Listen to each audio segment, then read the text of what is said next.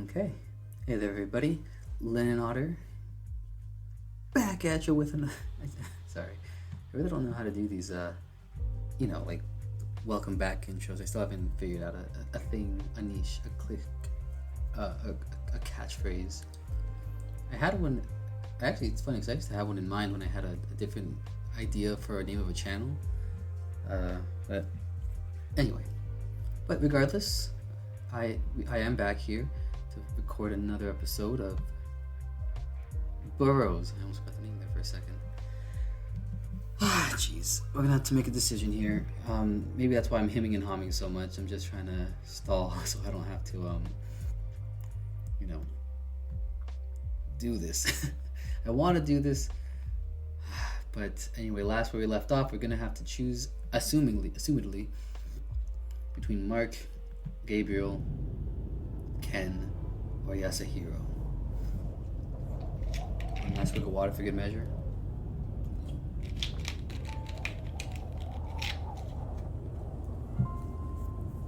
Okay, so let's weigh our pros and cons here. Let's do this as Gray might. So, Gray is into older guys, and he felt like his walls really were coming down with Mark. Gabriel, he made him smile and laugh, which is something he sorely needed.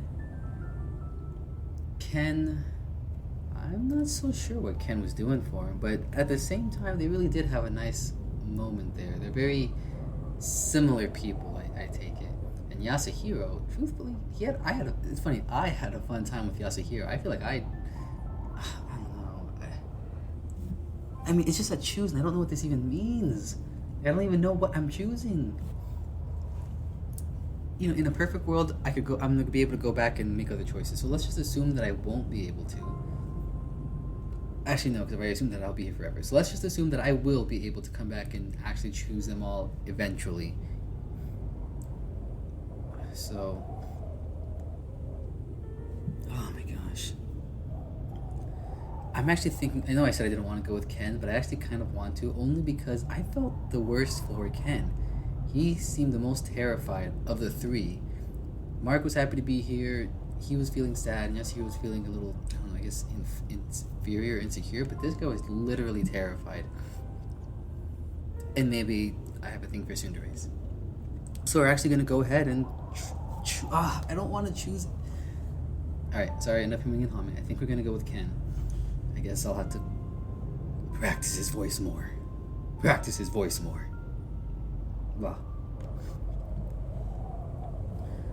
I sigh and grab Ken's card, trying to ignore its macabre design.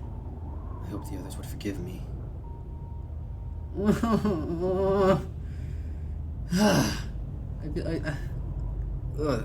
I'm an indecisive person, just to kind of put that out there. Really indecisive, so. Whew. I take a deep breath and do whatever these mysterious forces obviously want me to do. I place his card next to Virgil's together in my hand. Immediately they start to glow and vibrate. I throw out my other hand to try and keep them from falling, but soon the light envelops everything around me. And I'm falling.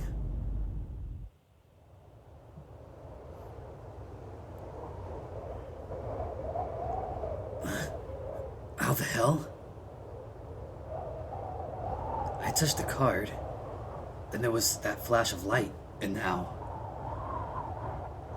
trying to find my footing, I take a cautious step forward. The ground is suspiciously soft. I take a deep breath and a confident step, immediately falling over as the floor collapses under my weight. Expecting to fall to my death, I'm pleasantly surprised when I land on a soft, shifting layer of some strange substance. It's almost how I imagined it'd feel to walk on a cloud, albeit a dark and stormy one. Using that as a guide, I pull myself up and continue forward with caution, treading as lightly as possible. I can't seem to make any progress. Why would the car send me here anyway? The occasional soft boom in the distance reminds me of thunder, and I wonder if I'm somewhere high up enough to be in the clouds. Ignoring how ridiculous that sounds, I technically have to be somewhere, right? Maybe some kind of mountain? Was New Orleans closer to Appalachia, closer to Appalachia than I thought? It's impossible to tell what direction I'm walking in. I could be going in circles for all I know. Keep walking. Hello? Is there anyone else there? I'm feeling worn out. I should stop and rest. Don't stop. I feel a rush of cold wind behind me, causing nerves to shudder all along my spine. Oh man, I have lights on. I think I'm gonna turn them off just to get more in the mood, but I don't want to. It helps me get into the... Oh, Scheiße! Before I can even turn around, two beams of light pierce through the smoky darkness on either side of me. The air around me begins to vibrate. Images of my impending death start to flood my mind, and I'm paralyzed. I try to sputter out a few words, refusing to look behind me. No! Please! I hear something grunt, sniff around, breathe on my neck. The light blinks. He blinks. Run! But the floor... No, it doesn't matter. If I die here anyway, it won't be because of him. Take a deep breath. In. Out. Taking the first step is always the hardest. But we have to. We snap to attention and dash forward. The earth gathers under us like a loosened rug, but eventually we gain our footing and push away into the darkness. What am I doing? What something. Follows behind, close behind, its burning gaze nipping at our heels. What are we even running from? We try to focus on a single point in the void, but it's of no use. The earth beneath us continues to unmake itself with each step. We're not gonna make it. No, we must. Gods above, is this? A beam of light pierces through the black clouds and stretches towards us. It's so bright, it looks solid gold, like we could reach out and grab it. This feeling, it's been so...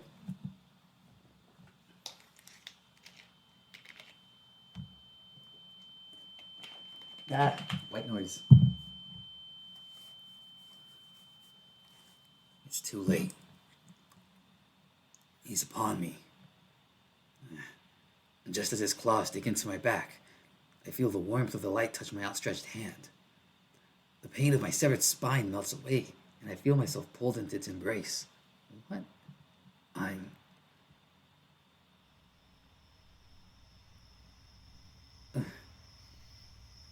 Well, this is unexpected. I'm on some sort of paved road, but it's so smooth.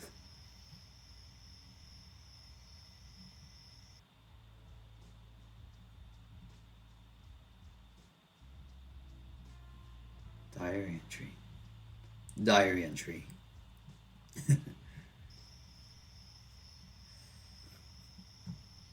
Alright, I figured it out. It's 2 taps. Anyway.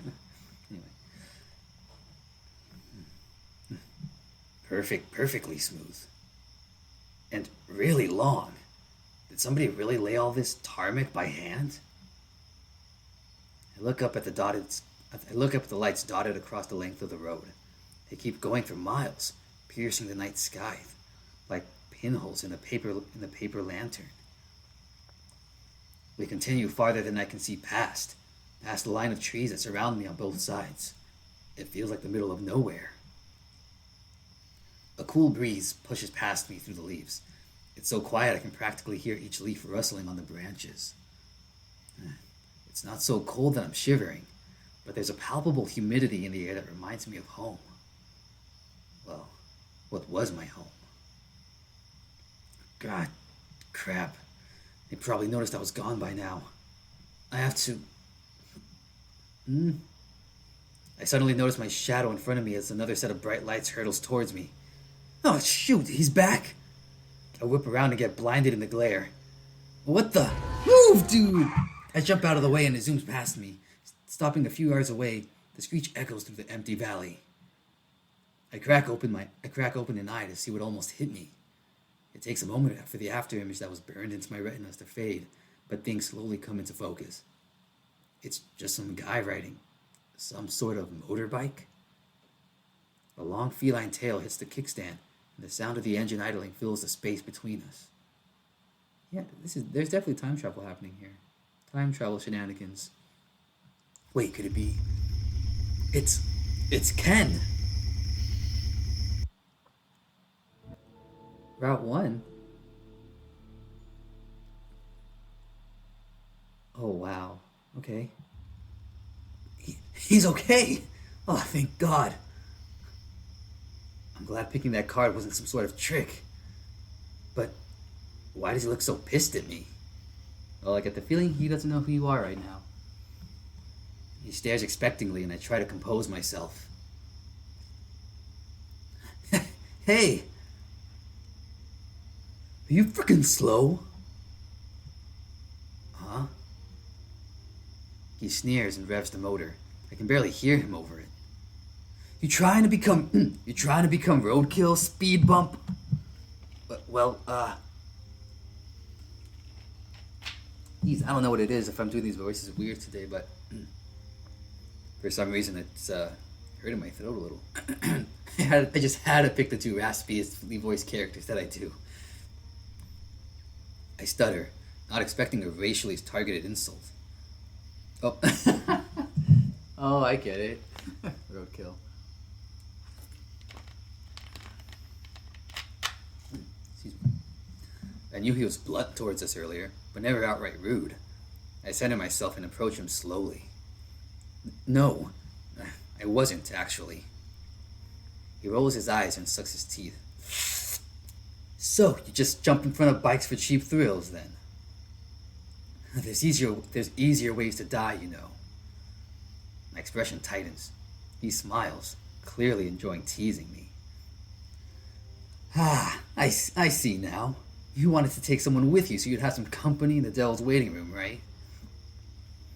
What a sad, sad little man. Why is he being such a dick? Does he not recognize me or something? Okay, Ken. What the hell is your problem? His eyes go wide, then slowly smolder into a sharp glare. How do you know my name? What? What are you? Oh, he tightens his grip on the handlebars. Who sent you? They sent a detective this far east already? Detective? What are you talking about? He begins backing up his bike, and I wait for him to stop.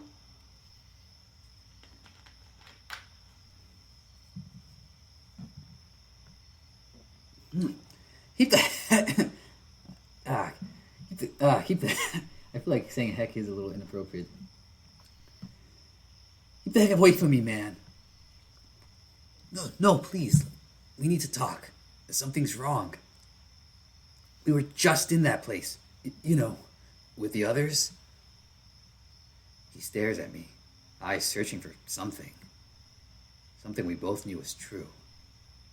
He has to remember. That wasn't just some dream. Ken, please.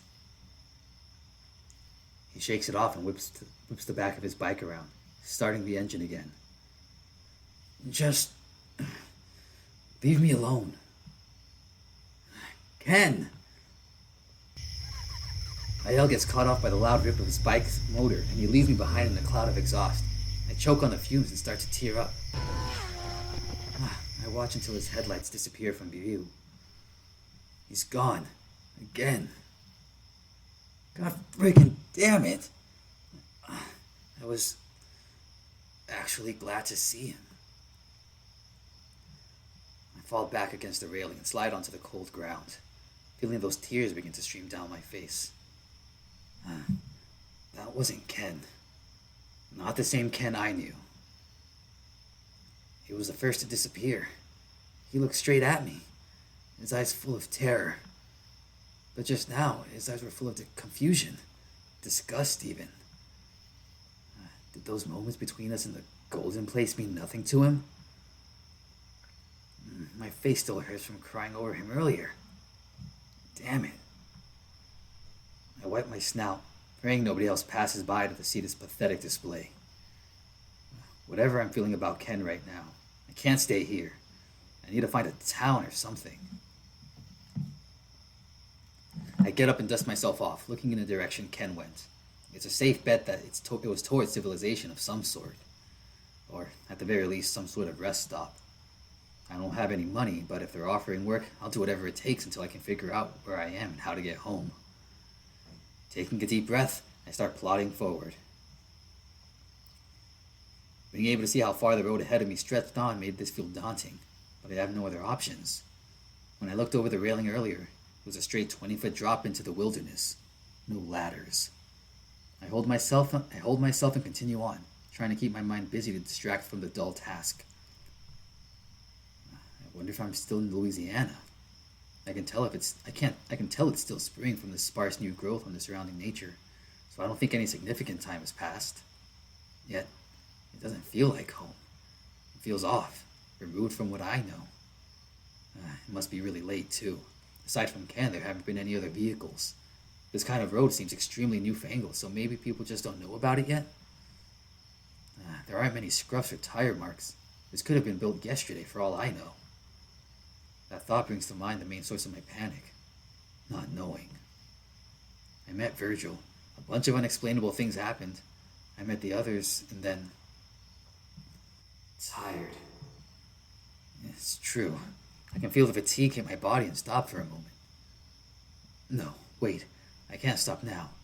Not until I find an exit. I was thinking maybe I should stop now. Okay, just a little bit more. Trudging forward for another 30 minutes, I eventually get to a bend in the road with a steep incline. This will bring me closer to the ground at least. Maybe I could climb down now.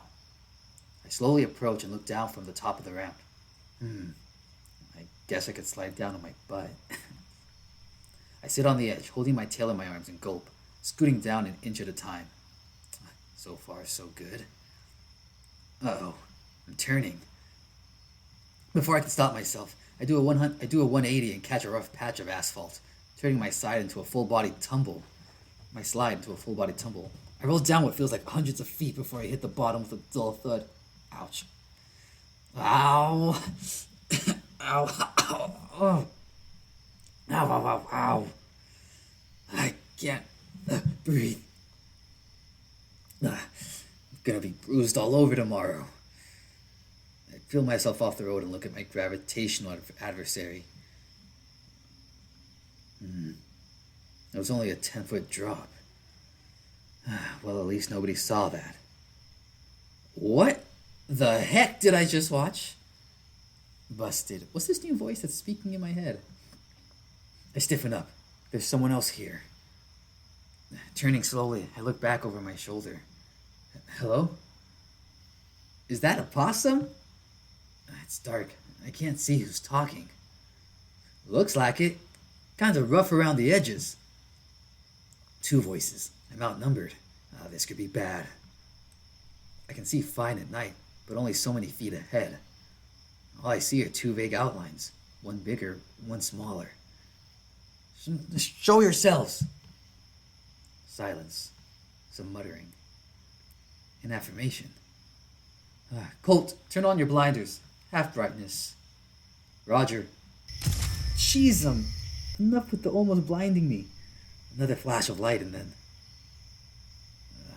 I see two men, clad in leather and leaning on their bikes. A tall, imposing otter with a lit cigarette hanging from his lips smiles at me, tipping his hat politely. Across from him is a short, lanky pine marten. Marten arms crossed an expression skeptical. They look friendly enough. Whoa, I thought he was about to... After a moment, the otter ashes his cigarette on the sole of his boot and walks over to me. The marten flashes him an exasperated look before shrugging and turning away, scoffing to himself. Hey there, fella. Are you lost? This ain't exactly walking a walking kind of road, boss. Not great for hitchhiking either. You could say that. I'm not supposed to be here. Or rather, I need to find a town. Are you two headed this way? I smile weakly at the Martin, who continues to ignore me. Yep, we're still a few minutes out from Shamrock. Still a few minutes out from Shamrock. Shamrock? Who is this voice in my head now? I instinctively cover the pin on my lapel, having forgotten to take it off beforehand. The big lug doesn't notice and continues on. Me and Colt were just taking a quick smoke break. Colt and I. He waves dismissively at Colt before turning his attention back to me. I promise his bark is worse than his bite. Right. So, would you mind giving me a lift? I hate to impose, but we'd be happy to. What? What? Actually, I'll just give him my voice. Oh wait, no, because he's the otter. But I am not. I'll tell you one thing. This isn't me. That's not. Isn't that right, Colt? He sucks his teeth and pushes off his bike, heading my way, stopping just short of stepping on my shoes. He sizes me up before getting right in my face. He's kinda cute, despite being pissed. Just because Jesse here's decided to trust you doesn't mean I won't be keeping an eye on you, boss. So the big guy's named Jesse, huh? I can't say it really fits. Well met, Colt, Jesse. I'll try not to be a burden. Oh, and my name's Gray. Ain't no trouble, Gray. Helping folks out is what we do. Really now. I look expectantly at Colt, hoping he'll fill me in on the details. Instead, he just nods and hops on his bike, backing it up to face the road ahead. That one will be difficult, it seems. I follow Jesse over to his bike and try to whisper to him discreetly. Is he mad at me? Who, Colt? Pshaw. He's just a little uptight is all. He's right to be careful, especially in these parts.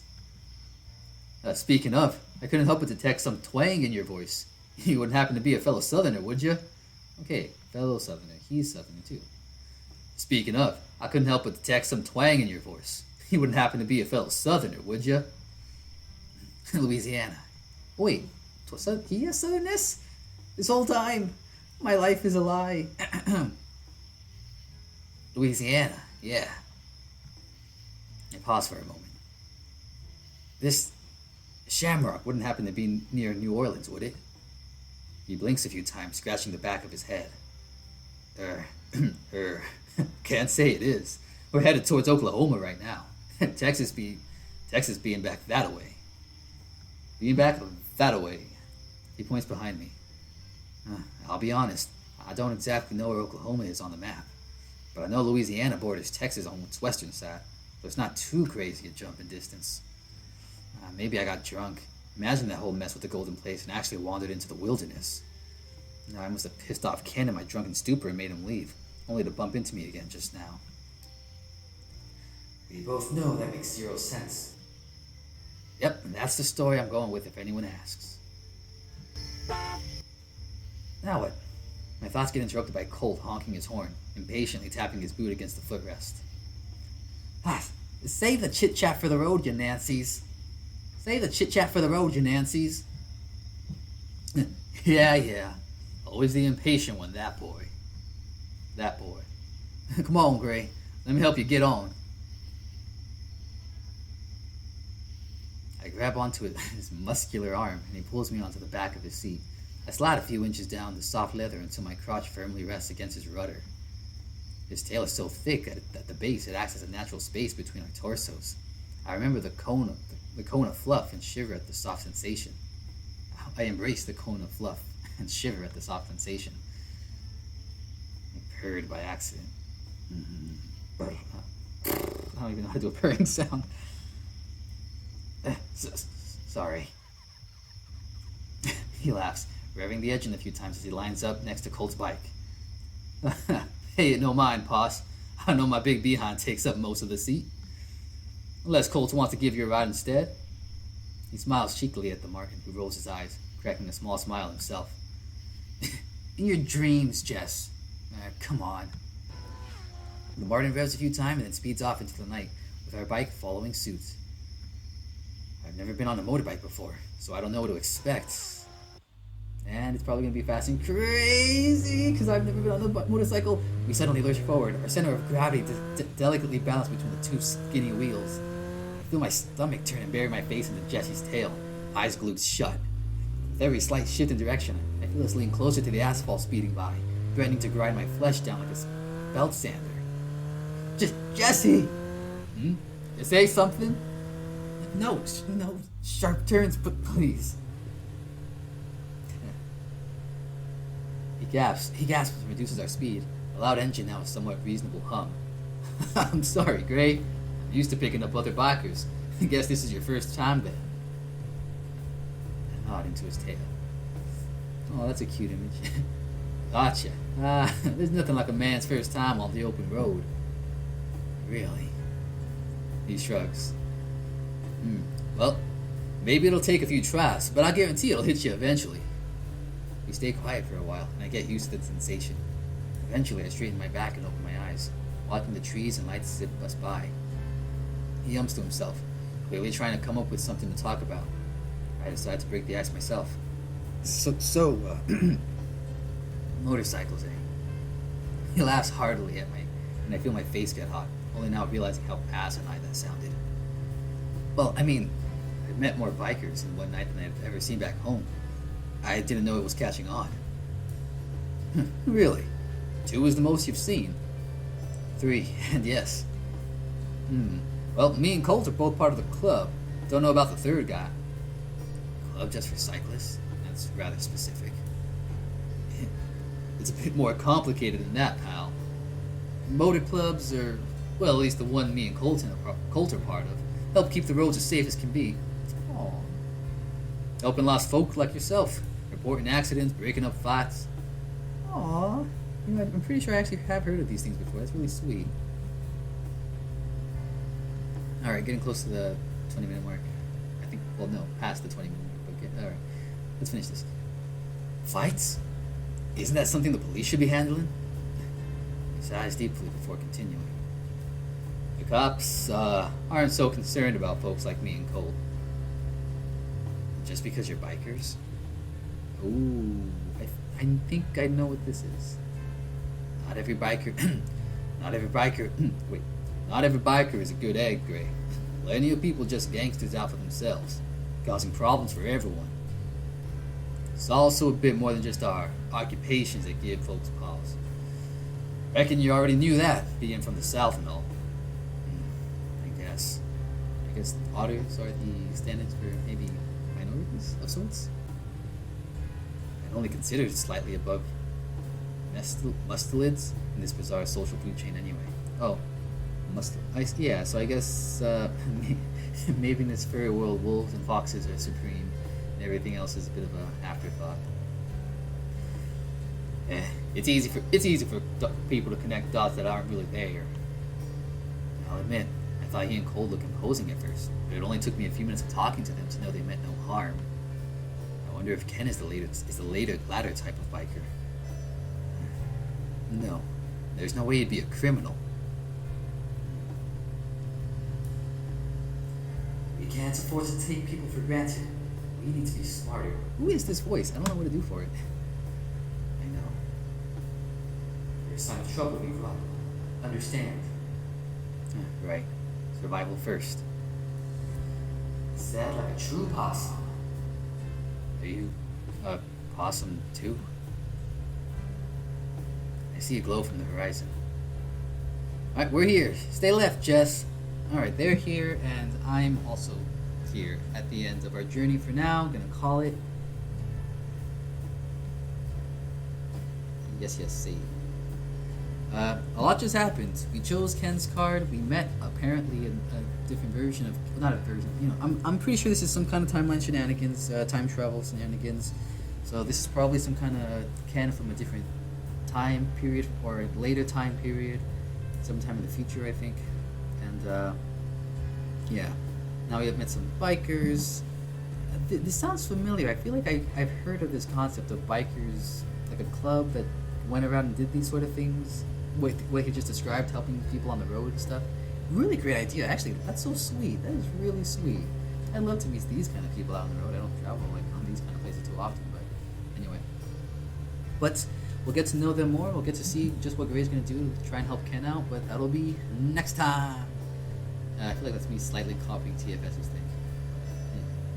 Yeah, hope you guys enjoyed this episode. Feel free to subscribe and like and all that. That'll keep you notified for when I do the next upload. But in the meantime, hope you enjoyed. Hope you have a good day. We'll see you guys next time.